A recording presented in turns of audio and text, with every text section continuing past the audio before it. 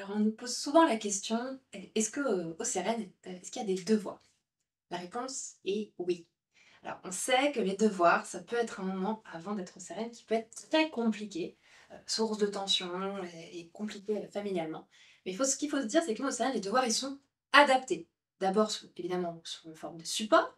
Donc, tous les cours, donc toutes les leçons, les exercices sont accessibles depuis la maison, depuis l'espace numérique de travail. Les élèves utilisent leurs outils pour réaliser les devoirs. Donc il n'y a pas toutes ces suradaptations à refaire. C'est déjà fait, déjà pensé pour. Ensuite, on va demander aux enseignants au niveau du collège, les devoirs ils sont donnés via Pronote. C'est le logiciel qu'on utilise pour la vie scolaire. Et dans Pronote, les enseignants vont indiquer à quel cours se réfèrent les devoirs, à quelle leçon, qu'est-ce qui a été fait, quel exercice il faut réaliser, et indiquer, et aussi sur où est-ce qu'on peut où trouver les supports pour pouvoir réaliser les exercices.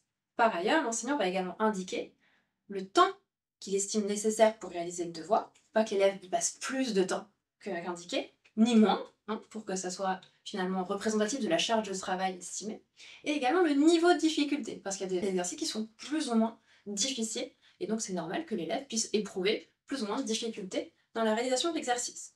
Donc ça, c'est pour fournir un cadre contenant, rassurant, qui permet à l'élève d'avoir les moyens de réaliser les exercices demandés.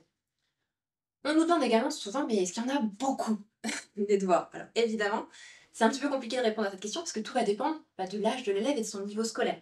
Évidemment, on ne donne pas la même quantité de devoirs en sixième et en troisième. De façon générale, il faut se dire qu'on ne cherche pas et on ne veut pas noyer les élèves sous les devoirs. On sait très bien qu'ils sont fatigués après une journée de cours, notamment les nôtres, fatigables.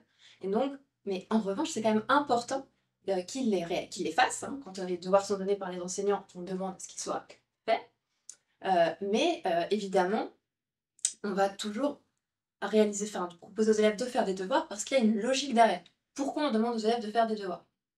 D'abord, cette logique d'autonomie, de pouvoir appliquer les notions apprises en cours, vu travailler avec les enseignants, et de pouvoir les appliquer à la maison, donc dans un autre cas.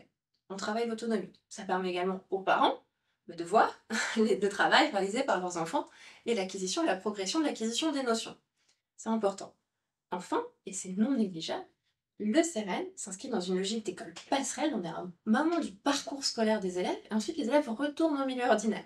Et dans la suite de leur scolarité, ils auront des devoirs. Et donc c'est important que cet automatisme ne se perde pas, bien au contraire, qu'il se renforce, qu'il progresse pour que les élèves, évidemment, puissent être à l'aise dans la suite de leur parcours.